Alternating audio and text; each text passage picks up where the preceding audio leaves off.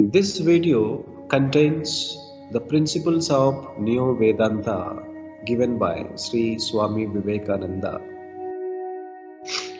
Swami Vivekananda was an Indian philosopher. He was a great spiritualist of Neo-Vedanta of modern times. He introduced Indian philosophy of Vedanta and yoga in the Western world. His teachings and philosophy are reinterpretation and synthesis of various strands of Hindu thought, most notably classic yoga and Advaita Vedanta with Western practices and traditions and believing single truth. The greatness of his philosophy was that blending the religion with nationalism and applied this reinterpretation to various aspects of education, faith, character building, as well as social issues pertaining to India. Simply, he was very practical in his philosophical approach. His success lies in the drawing social philosophy from the thoughts of Vedanta, Advaita Vedanta, which paved the way for the social reforms in India. He encouraged the practice of Advaita Vedanta in people's daily life linked with the society. He preached spiritual stage through humanistic stage, and in this process he denied the evil practices by Indian priest class, prince class and trade class, and sensitively responded toward the poverty and wretched conditions of working class. For centuries, Vedantic principles were intended only to help people to attain mukti or liberation. Swami Vivekananda, however, showed that the highest principles of Vedanta can be applied even in ordinary life to solve the day-to-day life problems. Vedantic principles can be applied not only in individual life but also in social life. He recognized the energy of individual human as a form of divinity and built a tremendous positive psychology for humankind. He applied philosophy of Advaita Vedanta to build humanity and spirituality, and he represented Neo-Vedanta linked with transcendentalism, New Thought, Theosophy. He introduced four yogas model which made him practical Vedantin to realize the divine force within every human being. Neo-Vedanta.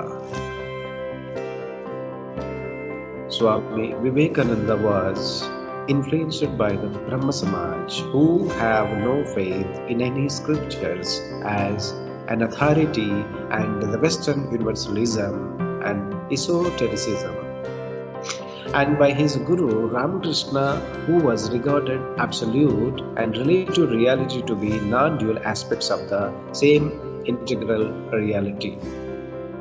While synthesizing and popularizing various strands of Hindu thought, most notably classical yoga and Advaita Vedanta, Vivekananda was influenced by Western ideas such as universalism via Unitarian missionaries who collaborated with the Brahma Samaj. His initial beliefs were shaped by Brahma concept, which included belief in formless God and deprecation of idolatry, and streamlined, rationalized monotheistic theology strongly colored by a selective and modernistic reading of the Upanishads and of the Vedanta. He propagated the idea that the divine, the absolute, exists within all human beings regardless of social status, and that seeing the divine as essence of others will promote love and social harmony. In 1881, Narendra first met Ramakrishna, who becomes the spiritual focus after his own father had died in 1884. According to Bhanati, it was Ramakrishna who really answered Narendra's question, who had really seen God, by saying, "Yes, I see him as I see you, only in and infinitely intense sense. Ramakrishna gradually brought Narendra to Vedanta based the worldview that provides ontological class basis for Shivajnane Jiva Seva, the spiritual practice of serving human beings as actual manifestations of God.